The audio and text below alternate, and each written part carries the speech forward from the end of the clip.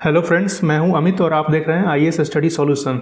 Friends, आज की news में सबसे इम्पोर्टेंट जो न्यूज़ है वो ये है कि ministry of environment forest and climate change Indian state of forest report 2021 release किया है। तो इन्वायरमेंट सब्जेक्ट के पॉइंट ऑफ व्यू से ये जो रिपोर्ट है वो बहुत ही इंपॉर्टेंट हो जाता है, क्योंकि हर साल यूपीएससी प्रीलिम्स में या स्टेट पीएससी में क्वेश्चंस पूछे ही जाते हैं। यूपीएससी प्रीलिम्स की अगर हम बात करें तो 1 से 2 क्वेश्चंस आपके इस Indian state of forest report से बनते हैं, और अगर स्टेट पीएससी की बात करें तो वहाँ भी फैक्चुअल क्वेश्चंस पूछे जाते हैं। तो आइए हम देखते हैं कि इस साल के Indian state of forest report 2021 में क्या है। सबसे पहले तो हम थोड़ा बेसिक्स देखेंगे, जैसे कि Indian state of forest report 2021 ये रिलीज़ किसने किया है, तो ministry of environment forest and climate change ने रिलीज़ किया है। ठीक है, आपको जानकारी के लिए पता होना चाहिए state PSC point of view से कि इन्वायरमेंट मिनिस्टर जो है अभी कौन है, श्री भूपेंद्र यादव जी हमारे इन्वायरमेंट फॉरेस्ट मिनिस्टर हैं। हमारे इन्वायरमेंट मिनिस्टर हैं। अब ये रिपोर्ट जो है वो बेसिकली क्या बताता है, तो this is basically assessment of India's forest and tree cover. तो इंडिया के फॉरेस्ट और ट्री कवर का असेसमेंट है बेसिकली। कौन पब्लिश करता है ये, तो फॉरेस्ट सर्वे ऑफ इंडिया जो है वो इस India state of forest report को पब्लिश करती है। हेडक्वार्टर कहाँ है इसका, देहरादून जो उत्तराखंड में है। और ये फॉरेस्ट सर्वे ऑफ इंडिया कब स्टैब्लिश हुआ था, तो ये 1981 में स्टैब्लिश हुआ था।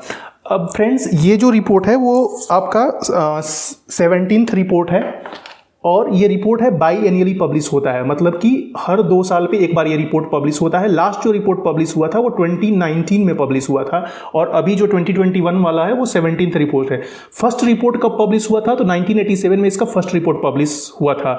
तो बेसिकली ये रिपोर्ट कहता क्या है, अभी इस वाले रिपोर्ट में क्या बात कही गई है, ये बताया गया है कि इंक्रीज इन फॉरेस्ट कवर में इंक्रीज हुआ है 21.7% अभी हमारा फॉरेस्ट कवर है। और कंसर्न्स कुछ बताए गए हैं, जैसे कि decline in forest cover in north east में फॉरेस्ट कवर डिक्लाइन हो रहा है, तो उसके रिगार्डिंग कंसर्न बताया गया है। और नेचुरल जो फॉरेस्ट है हमारा उसमें डिग्रेडेशन हो रहा है, उसमें डिक्लाइन हो रहा है, तो उसके रिगार्डिंग कंसर्न्स बताई गई है यहाँ पे। तो सबसे पहले फ्रेंड्स, इस Indian state of forest report को अच्छे से समझने के लिए सबसे पहले कुछ बेसिक कॉन्सेप्ट्स हम समझ लेते हैं, उसके बाद हम देखेंगे कि रिपोर्ट में बेसिकली क्या है। तो सबसे पहले आपको जानना होगा कि फॉरेस्ट कवर हम किसे कहते हैं और ट्री कवर हम किसे कहते हैं। तो अगर हम फॉरेस्ट कवर की बात करें तो कोई भी जब एरिया आपका 1 हेक्टेयर से ज़्यादा होता है और कैनोपी डेंसिटी 10% से ज़्यादा होती है तो उसको हम बोलते हैं फॉरेस्ट कवर। अब कैनोपी क्या होती है फ्रेंड्स, तो ये आप देखिए, ये जो मैंने इमेज लगाई हुई है, तो यहाँ आपको समझाने के लिए लगाया हुआ है। ये जो टॉप मोस्ट जो लेयर है ट्रीज़ का, अगर आप ट्री टॉप से देखेंगे तो इसको हम कैनोपी बेसिकली बोलते हैं। जैसे यहाँ पे देख लीजिए फॉरेस्ट की लेयरिंग है, तो सबसे नीचे वाला फॉरेस्ट का ग्राउंड फ्लोर होता है, देन अंडर स्टोरी लेयर होता है, देन ये वाला कैनोपी लेयर होता है बेसिकली। और कुछ जो ट्रीज के जो टॉप मोस्ट पोर्शन जो काफ़ी हाई जो है इमर्ज कर जाते हैं उनको हम इमर्जेंट लेयर बोलते हैं। तो बेसिकली कैनोपी आपका ये वाला लेयर होता है। So area greater than 1 hectare and canopy density greater than 10 hectare, तो उसको हम बोलते हैं फॉरेस्ट कवर। ट्री कवर का भी मेजरमेंट होता है। तो ट्री कवर क्या होता है, अगर एरिया आपका लेस देन 1 हेक्टेयर है और कैनोपी डेंसिटी ग्रेटर देन, मतलब कैनोपी डेंसिटी दोनों में ही सेम होता है, और एरिया अगर लेस देन 1 हेक्टेयर है तो इसको हम बोलते हैं ट्री कवर।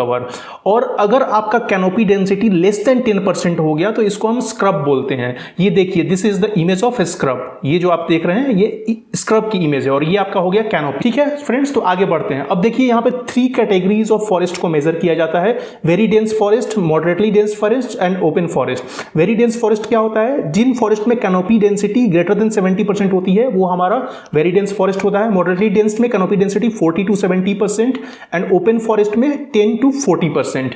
ठीक है फ्रेंड्स, और मैंने जैसा कि आपको बताया कि लेस देन 10% अगर कैनोपी डेंसिटी होगी तो वो आपका स्क्रब हो जाता है।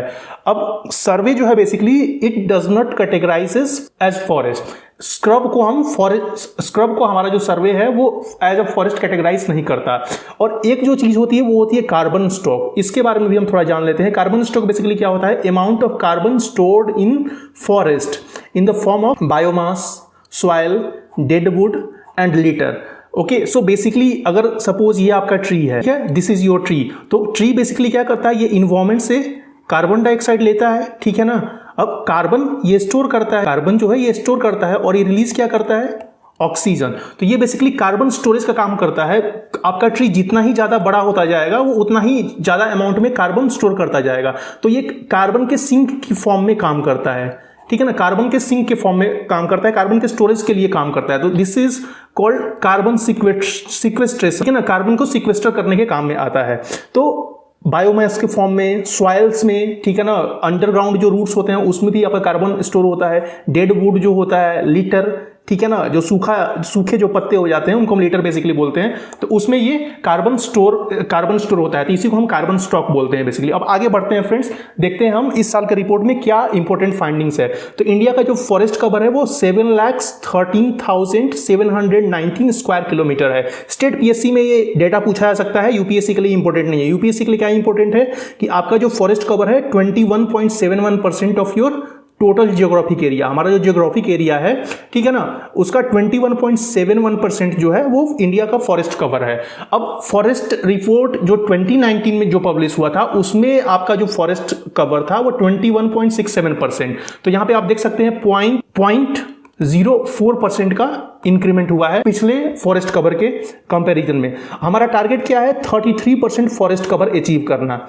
हमारा टारगेट जो है वो 33% फॉरेस्ट कवर अचीव करना है। किस एक्ट में बेसिकली हमने ये मेंशन किया था? तो नेशनल फॉरेस्ट पॉलिसी 1988 में हमने ये टारगेट सेट किया है कि हमें 33% फॉरेस्ट कवर अचीव करना है। अब यहाँ पे सर्वे में ये बताया गया है कि फॉरेस्ट और ट्री कवर में इंक्रीमेंट हुआ है और दोनों मिला के 2261 स्क्वायर किलोमीटर इंक्रीमेंट हुआ है फॉरेस्ट एंड ट्री कवर में। फॉरेस्ट कवर की अगर हम बात करें तो 1540 स्क्वायर किलोमीटर का इंक्रीमेंट हुआ है और ट्री कवर में 721 स्क्वायर किलोमीटर का इंक्रीमेंट हुआ है। और total 17 states and union territories में more than 33% of their area forest cover बढ़ा है। टोटल ग्रीन कवर की अगर हम बात करें, टोटल ग्रीन कवर मतलब कि आपका forest cover plus tree cover, तो फॉरेस्ट कवर और ट्री कवर दोनों को अगर मिला दें तो 8,09,537 स्क्वायर किलोमीटर का इंक्रीमेंट हुआ है, जो कि आपके टोटल कंट्री के टोटल ज्योग्राफिक एरिया का 24.62% है। और अगर हम इंडिया की रैंक वर्ल्ड में बात करें तो वर्ल्ड में हमारी इंडिया की ranking as per forest cover 10th है।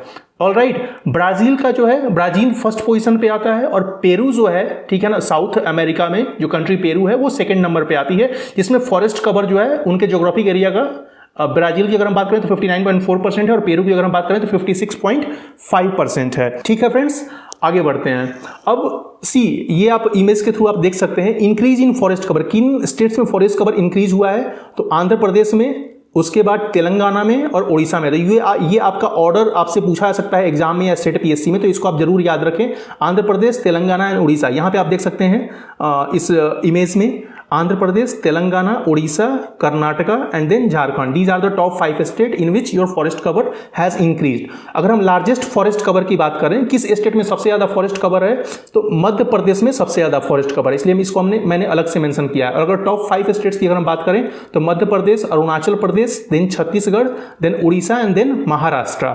ठीक है ना फ्रेंड्स। और लॉ सबसे ज्यादा लॉस कहां पे हुआ है, किन स्टेट्स में हुआ है, तो अरुणाचल प्रदेश में सबसे ज्यादा लॉस हुआ है फॉरेस्ट कवर का, then Manipur, then Nagaland, then Mizoram and then Meghalaya. तो टॉप 5 स्टेट्स जिसमें सबसे ज्यादा लॉस हुआ है वो ये हैं, एंड टॉप 5 स्टेट जिसमें सबसे ज्यादा गेन हुआ है वो ये हैं। ठीक है, तो इसको आपको सीक्वेंस जो है इनका, जो इंक्रीजिंग ऑर्डर जो है वो याद रखना है।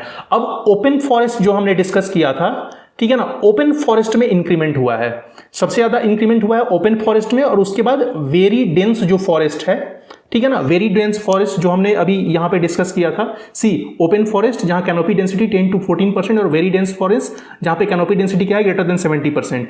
तो ओपन फॉरेस्ट में इंक्रीमेंट हुआ है सबसे ज्यादा, उसके बाद वेरी डेंस फॉरेस्ट में इंक्रीमेंट हुआ है। ये एक हेल्दी साइन शो करता है बेसिकली। हेल्दी साइन मतलब कि हमारे देश में प्रोटेक्टेड और रिजर्व फॉरेस्ट जो है, ठीक है ना, उनका प्रोपोर्शन बढ़ा है, मतलब कि हमारे जो conservation we are pursuing active conservation activities. Alright, और यहां पे चिंता की बात यह कि मॉडरेटली डेंस जो फॉरेस्ट है उसमें डिक्रीमेंट हुआ है। तो मॉडरेटली डेंस फॉरेस्ट जो है बेसिकली वो नेचुरल फॉरेस्ट के अंदर आते हैं। तो आप देख सकते हैं यहां पे कि नेचुरल मॉडरेटली डेंस फॉरेस्ट में डिक्रीमेंट हुआ है और ओपन फॉरेस्ट में सबसे ज्यादा इंक्रीमेंट हुआ है। मतलब कि मॉडरेटली डेंस फॉरेस्ट जो है वो कट करके मॉडरेटली डेंस फॉरेस्ट कट करके वो ओपन फॉरेस्ट में कन्वर्ट किए जा रहे हैं, जो कि एक हमारे लिए निगेटिव पॉइंट है।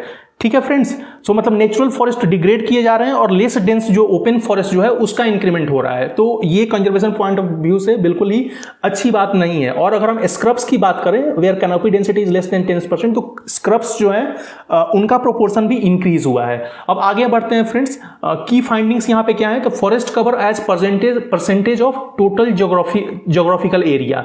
ठीक है, मतलब कि डेंसिटी की बात कर रहे हैं, डेंसिटी वाइज किस स्टेट में सबसे ज्यादा फॉरेस्ट है। तो इस ऑर्डर को आपको बिल्कुल याद रखना है, क्योंकि ये यूपीएससी में, स्टेट पीएससी में ये क्वेश्चन पूछा ही जा सकता है।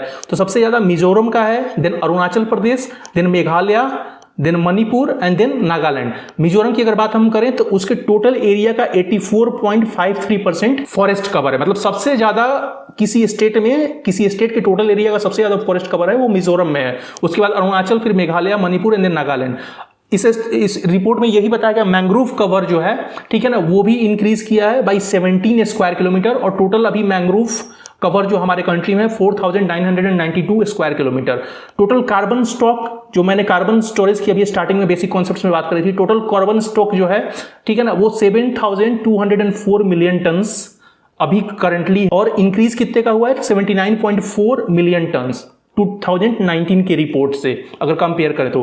फॉरेस्ट फायर की फ्रेंड अगर हम बात करें तो फॉरेस्ट फायर भी हमारी कंट्री में इंक्रीज हुआ है। 30.46% के जो फॉरेस्ट हैं, जो हमारा 35.46% जो फॉरेस्ट कवर है, that comes under forest fire. इसमें सबसे जो मोस्ट प्रोन जो स्टेट्स हैं फॉरेस्ट कवर से, वो कौन कौन से हैं, ओडिशा, मध्य प्रदेश एंड छत्तीसगढ़।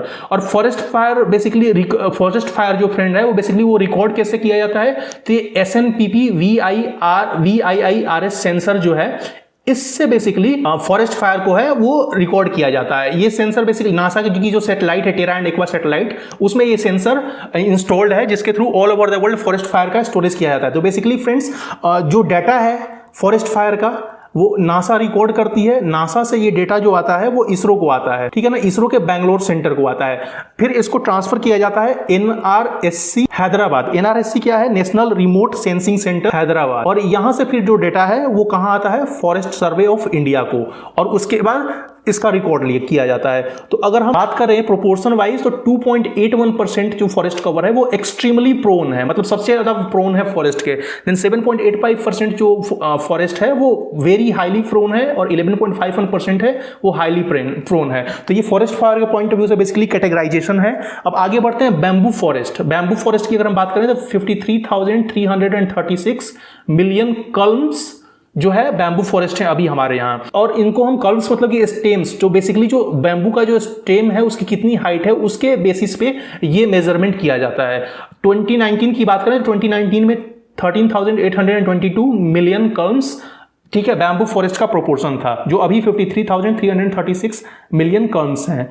आगे बढ़ते हैं फ्रेंड्स, अगर हम बैम्बू फॉरेस्ट की बात करें तो देखिए ये ऐसे आपके बैम्बू फॉरेस्ट होते हैं, ये आपका बैम्बू फॉरेस्ट हो गया। और अगर मैंग्रोव्स की बात करें तो दीज आर योर मैंग्रोव, ये आपके मैंग्रोव्स हो गए, ठीक है। तो ये आपको इमेज मैंने इसलिए डाल दिया कि इमेज से बहुत ज्यादा अच्छे से आप इन चीजों को समझ पाएंगे। तो ये आपके मैंग्रोव्स हो गए और ये आपका बैम्बू फॉरेस्ट हो गया। अब मैंग्रोव्स की थोड़ी सी बात कर लेते हैं। मैंग्रोव्स बेसिकली एज स्पीसीज होते हैं, एज स्पीसीज या इकोटोन का पोर्शन होते हैं। इकोटोन मतलब कि जहां पे दो बेसिकली इकोसिस्टम का मर्जिंग हो रहा है। जैसे कि अगर हम बात करें तो जैसे सपोज ये लैंड हो गया, ठीक है ना, और यहां पे सपोज यहाँ पे वाटर स्टार्ट हुआ, तो मैंग्रोव जो है ये जो दोनों का जो जो ट्रांजिशन पॉइंट है, यहाँ पे मैंग्रोव्स होते हैं। तो इस एरिया को बेसिकली इकोटोन एरिया बोलते हैं, और ये एज स्पीसीज होते हैं। इनके जो लीव्स होते हैं वो वैक्सी एंड सकुलेंट होते हैं, मतलब कि ये जो थिक फ्लेसी लीव्स होती हैं जो कि वाटर स्टोर करती हैं। देन इसमें नेमेटाफोर्स होते हैं। रूट्स बेसिकली यहाँ पे 3 टाइप्स के होते हैं। एक रूट्स होते हैं जिनको हम नेमेटाफोर्स बोलते हैं, दूसरे स्टिल्ट रूट होते हैं, और तीसरे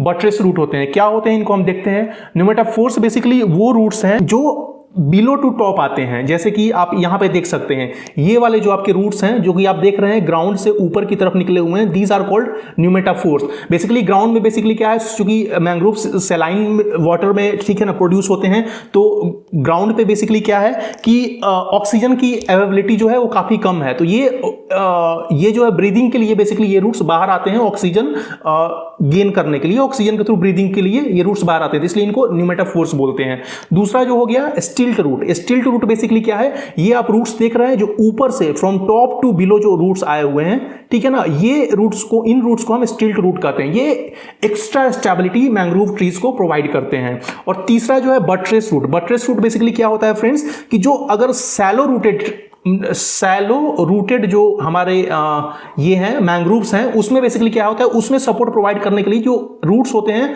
वो all around of the mangroves जो है ऐसे स्प्रेड होते हैं, ताकि अपर लेयर ऑफ सॉइल में ये रूट्स स्प्रेड होते हैं, जिससे कि हमारे जो मैंग्रोव्स ट्रीज हैं उनको स्टेबिलिटी मिल पाए। तो इन रूट्स को जो कि हॉरिजॉन्टली स्प्रेड होते हैं all around the mangrove tree, those are called buttress root.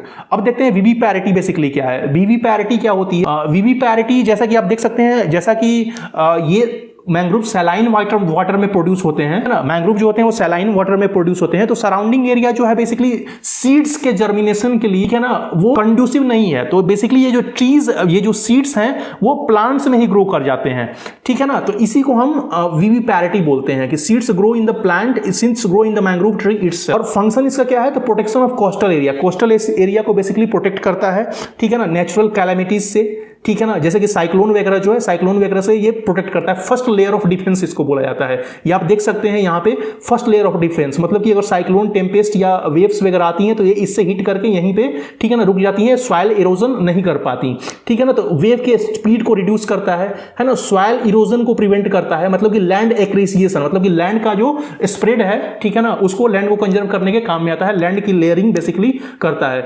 इसके जो रूट्स हैं, इसके जो वुड्स हैं, वो फ्यूल वुड की तरह भी इसको हम यूज कर सकते हैं, और ये वाटर फिल्ट्रेशन के काम में भी आते हैं। These are called kidneys of the water system. Location की अगर हम बात करें फ्रेंड्स, तो tropical to sub tropical region, मतलब कि 24 degree north to 30 degree south में इनका लोकेशन है। और मैक्सिमम मैंग्रोव कवर की हम बात करें तो सबसे ज्यादा वेस्ट बंगाल में है, फिर गुजरात में है, फिर अंडमान एंड निकोबार में है, एंड देन आंध्र प्रदेश में है। तो सबसे ज्यादा मैंग्रोव कवर कहां पे है? वेस्ट बंगाल में। थोड़ा सा हम बैम्बू फॉरेस्ट के बारे में भी बात कर लेते हैं। बैम्बू को फ्रेंड्स ग्रीन गोल्ड बोला जाता है, क्योंकि बहुत ज्यादा एडवांटेज है बैम्बूज के। अभी हम देखते हैं क्या एडवांटेज है। तो इसको ग्रीन गोल्ड बोला जाता है, और ये ट्री नहीं है, this is not a tree but grass.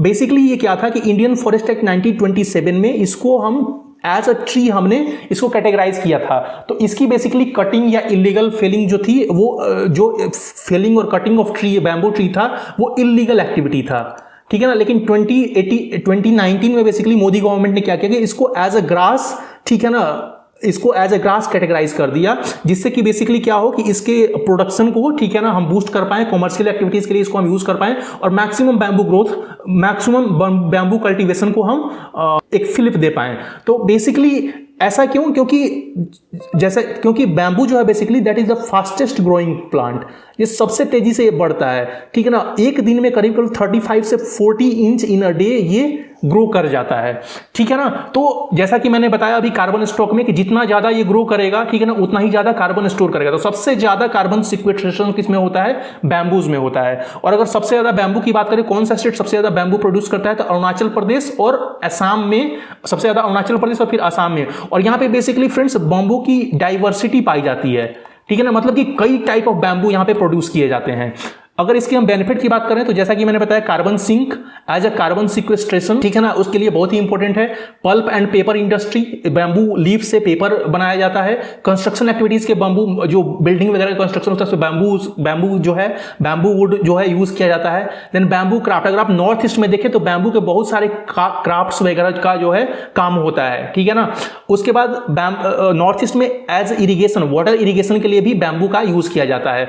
और ये बैम्बू जो है लैंड को भी रिजुवनेट करता है। डिग्रेडेड लैंड जब कहीं है तो वहां पे उसको रिजुवनेट करता है। बेसिकली बैम्बू का जो रूट है वो सॉइल को बहुत ही स्ट्रांगली होल्ड करता है, ठीक है ना। तो जिस एरिया में हम बैम्बू का प्लांटेशन करते हैं वहां पे सॉइल डिग्रेडेशन जो होता है वो बेसिकली बहुत ही कम हो जाता है, ठीक है। तो ये कुछ बेसिक्स थे मैंग्रोव्स और बैम्बू के। आगे देखते हैं, और सबसे इस साल के 2021 के रिपोर्ट में नया क्या है, what is new in Indian forest survey report 2021। So पहली बार इस फॉरेस्ट सर्वे में पहली बार forest covering tiger reserve, tiger reserve में कितना फॉरेस्ट कवर है उसका भी असेसमेंट किया गया है। तो टाइगर रिजर्व, टाइगर कॉरिडोर्स और गिर फॉरेस्ट जो है उसमें आपके फॉरेस्ट कवर का असेसमेंट किया गया है इस वाले फॉरेस्ट सर्वे में। तो गिर फॉरेस्ट में आपको पता होना चाहिए कि एशियाटिक लायन का सबसे ज़्यादा पॉपुलेशन गिर फॉरेस्ट में ही पाया जाता है और इसका IUCN स्टेटस जो है वो इंडेंजर्ड है। तो टाइगर कॉरिडोर की अगर हम बात करें तो इंक्रीज किया है, ठीक है ना, फॉरेस्ट कवर जो है वो इंक्रीज हुआ है बाई 37.15 स्क्वायर किलोमीटर, जो कि 0.32% ऑफ टोटल ज्योग्राफिक एरिया है, ठीक है ना। तो ये बेसिकली 10 ईयर्स का हमने मेजरमेंट किया है कि 10 ईयर्स में कितना इंक्रीमेंट हुआ है। टाइगर रिजर्व्स की अगर हम बात करें तो टाइगर कॉरिडोर्स में तो फॉरेस्ट कवर इंक्रीज हुआ है, बट टाइगर रिजर्व्स में आपका जो फॉरेस्ट कवर है वो डिक्रीज हुआ है 22.6 स्क्वायर किलोमीटर, 0.04% से डिक्रीज किया है। तो और अगर हम ओवरऑल बात करें तो 20 टाइगर रिजर्व्स में फॉरेस्ट कवर इंक्रीज हुआ है और 32 टाइगर रिजर्व्स में अब इंक्रीज किन किन टाइगर रिजर्व्स में हुआ है, तो बक्सा टाइगर रिजर्व जो है जो कि वेस्ट बंगाल में है उसमें इंक्रीमेंट हुआ है, अन्नामलाई टाइगर रिजर्व में इंक्रीमेंट हुआ जो कि तमिलनाडु में, और इंद्रावती टाइगर रिजर्व जो कि छत्तीसगढ़ में है। इन 3 टाइगर रिजर्व्स में इंक्रीमेंट हुआ है। और डिक्रीज कहां हुआ है, कावल टाइगर रिजर्व तेलंगाना में इंक्रीज हुआ है, डिक्रीज हुआ है।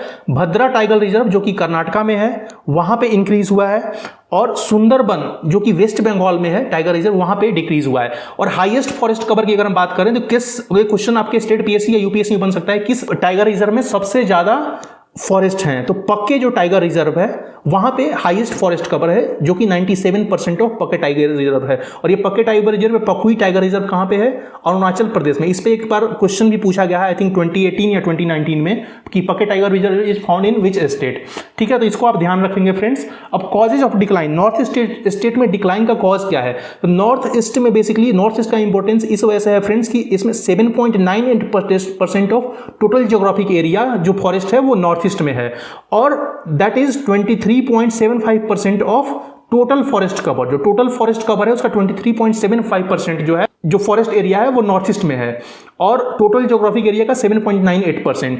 डिक्लाइन जो हुआ है नॉर्थ ईस्ट में वो 1020 स्क्वायर किलोमीटर का डिक्लाइन हुआ है। मतलब कि अगर हम मैक्सिमम डिक्लाइन की बात करें तो सबसे ज्यादा अरुणाचल प्रदेश में डिक्लाइन हुआ है, देन मणिपुर में, देन नागालैंड में, देन मिजोरम में एंड देन मेघालय में। तो ये सीक्वेंस भी आपको याद रखना है, ये एग्जाम में पूछा जा सकता है, ठीक है ना। अब रीजन क्या है डिक्लाइन का, तो पहला है नेचुरल कैलामिटीज, बेसिकली लैंडस्लाइड की वजह से हेवी, चूंकि आपका नॉर्थ ईस्ट का रीजन है वो जो हिमालयन रीजन के अंदर आता है, नॉर्थ ईस्ट हिमालयन रीजन के अंदर, and Himalayas are young fold mountains, तो वहां पे माउंटेन की एक्टिविटीज होती रहती हैं बेसिकली, ठीक है ना, नेचुरल एक्टिविटीज होती रहती हैं। तो नेचुरल कैलामिटीज आती है जिसके जैसे कि लैंडस्लाइड का, हैवी रेन्स वगैरह, ब्रह्मपुत्र की वजह से हैवी रेन्स भी आता है जिसकी वजह से फॉरेस्ट का डिक्लाइन हुआ है। प्लस एंथ्रोपोजेनिक एक्टिविटीज की वजह से भी डिक्लाइन हुआ है। शिफ्टिंग कल्टीवेशन, जो झूम कल्टीवेशन जो बोलते हैं, झूम एग्रीकल्चर जो कि ट्राइबल प्रैक्टिस करते हैं, उसकी वजह से इसका डिक्रीमेंट हुआ है। और इंफ्रास्ट्रक्चर, बेसिकली आपको पता होगा कि गवर्नमेंट जो है बॉर्डर एरिया में काफी सारे इंफ्रास्ट्रक्चर डेवलपमेंट का काम कर रही है, ठीक है ना। तो उसकी वजह से ट्रीज वगैरह का कटिंग होगा, तभी तो फॉरेस्ट का कटिंग हुआ, तभी तो इंफ्रास्ट्रक्चर डेवलप होगा, ठीक है ना। तो इस वजह से भी फॉरेस्ट कवर का डिक्लाइन हुआ है।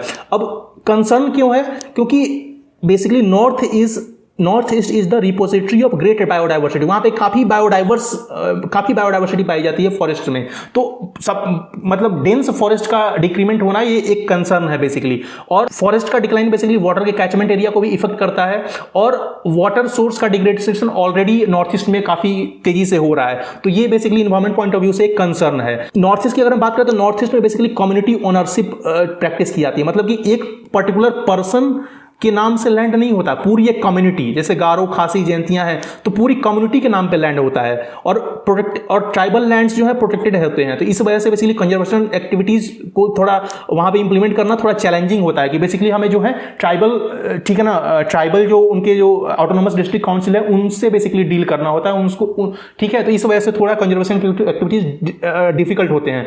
अब क्लाइमेट चेंज का भी इंपैक्ट पड़ा है, ठीक है ना। East forest survey of India में बताया गया है कि इसमें यह बताया गया है कि by 2030 45 to 64% of forest in India will experience the effect of climate change and rising temperature, and forest in all state, सारे ही स्टेट में फॉरेस्ट का जो है that would be highly vulnerable climate hotspot, ठीक है। तो एक्सेप्ट असम, मेघालय, त्रिपुरा एंड नागालैंड, तो इन 4 states को छोड़ के बाकी सारे स्टेट्स में जो फॉरेस्ट हैं वो हाईली वल्नरेबल क्लाइमेट हॉटस्पॉट्स होंगे, और 2030 तक 45 to 64% ऑफ फॉरेस्ट जो है वो डिक्रीज हो जाएंगे। अगर सबसे अफेक्टेड एरिया की अगर हम बात करें तो लद्दाख जो है, लद्दाख में सबसे ज्यादा डिक्रीमेंट क्या ना ये प्रोपोज किया गया है इस फॉरेस्ट सर्वे ऑफ इंडिया में। और इसमें एक शिफ्टिंग ट्रेंड ऑफ वेजिटेशन की बात कही गई है कि सिक्किम जो है, सिक्किम स्टेट जो है उसमें 124 जो एंडेमिक स्पीसीज हैं उसमें शिफ्टिंग ट्रेंड ऑफ वेजिटेशन पाया गया है। एंडेमिक स्पीसीज बेसिकली क्या होती है कि ऐसे प्लांट्स, ठीक है ना, ऐसे ट्रीज जो कि एक पर्टिकुलर एरिया में ही होते हैं, उसके अलावा और किसी दूसरे एरिया में नहीं होते हैं, उनको हम एंडेमिक स्पीसीज बोलते हैं। तो इनके वेजिटेशन टाइप में भी चेंजेस देखने को मिला है बिकॉज ऑफ क्लाइमेट चेंज। अगर हम और क्लाइमेट चेंज की वजह से फॉरेस्ट फायर हॉटस्पॉट जो हैं, ठीक है ना, वो इंक्रीज हुए हैं। अगर हम 2019-20 की बात करें तो 2019-20 में 1.2 लाख फॉरेस्ट फायर्स के केसेस रिपोर्ट किए गए थे, जबकि इस वाले रिपोर्ट में 3.4 लाख फॉरेस्ट फायर्स के केसेस रिपोर्ट किए गए। और highest number of forest fire की बात करें तो पहले भी मैं बता चुका हूं कि ओडिशा में, मध्य प्रदेश में और छत्तीसगढ़ में, इन 3 स्टेट्स में highest number of forest fire record किए गए। फ्रेंड, अगर हम बात करें कि एक्सपर्ट्स जो हमारे इन्वायरमेंटलिस्ट हैं, जो एक्सपर्ट्स हैं, उनका क्या कमेंट है इसके रिगार्डिंग, तो उन्होंने इस रिपोर्ट को मिसलीडिंग बताया है। अब मिसलीडिंग क्यों बताया है? बेसिकली अगर आपके मेंस आंसर राइटिंग में अगर निगेटिव एस्पेक्ट्स अगर लिखना हो, ठीक है ना, क्रिटिसाइज करना हो, तो आप इन पॉइंट्स को, ठीक है ना, मेंशन कर सकते हैं। क्यों? क्योंकि इस फॉरेस्ट सर्वे में बेसिकली प्लांटेशन को भी इंक्लूड किया गया है। प्लांटेशन मींस कि coffee plantation, coconut plantation, mango plantation या डिफरेंट ऑर्किड्स हैं, ठीक है ना, उनको भी फॉरेस्ट कवर में इंक्लूड किया गया है। अब तो इंक्लूड किया गया तो इसका नुकसान क्या है? अब देखिए फ्रेंड्स, जो नेचुरल फ्रेंड होता है वहां पे वाइड बायोडाइवर्सिटी होती है, मतलब कि 1 हेक्टेयर अगर हम एरिया की बात करें तो that is the home of 100 of species of tree, plants and fauna, ठीक है ना। तो यहां पे काफी ज्यादा बायोडाइवर्सिटी होती है। लेकिन अगर हम प्लांटेशन क्रॉप की बात करें तो वहां पे केवल 1 type of tree he grow करते हैं, मतलब कि मोनोकल्चर बेसिकली होता है, एक सिंगल टाइप की ही प्लांट ग्रो करते हैं। तो that is not beneficial from environmental point of view, ठीक है ना। और इसको हम ग्रीन डेजर्ट भी बोल देते हैं, मोनोकल्चर को हम ग्रीन डेजर्ट भी बोल देते हैं। तो प्लांटेशन मतलब कि ग्रीन डेजर्ट, उसको भी इंक्लूड किया गया है, और जिसकी वजह से आप देख सकते हैं कि फॉरेस्ट कवर में इंक्रीमेंट बताया गया है। तो ये एक इन्वायरमेंटलिस्ट ने कंसर्न, और उन्होंने कहा कि forest survey is carried out as an assessment of India's biodiversity. ये इंडिया के बायोडाइवर्सिटी का असेसमेंट है, लेकिन ये जो सर्वे है ये इस पर्टिकुलर ऑब्जेक्टिव को मीट नहीं करता। क्यों? क्योंकि यहां पे हम बायोडाइवर्सिटी की बात कर रहे हैं, और हम बायोडाइवर्सिटी में बेसिकली मोनोकल्चर को भी काउंट कर रहे हैं, ठीक है ना। तो नेचुरल फॉरेस्ट की जगह पे हमने प्लांटेशन को भी इंक्लूड किया है, तो ये एक इसका नेगेटिव एस्पेक्ट है। तो ये बेसिकली आपका एक्सपर्ट्स का ओपिनियन है इस Indian state of forest report 2021 के recording. So that's all about this report friends, thanks for watching. और अगर आपने इस चैनल को अभी सब्सक्राइब नहीं किया है तो please like, comment and subscribe to this channel IAS study solution. जय हिंद।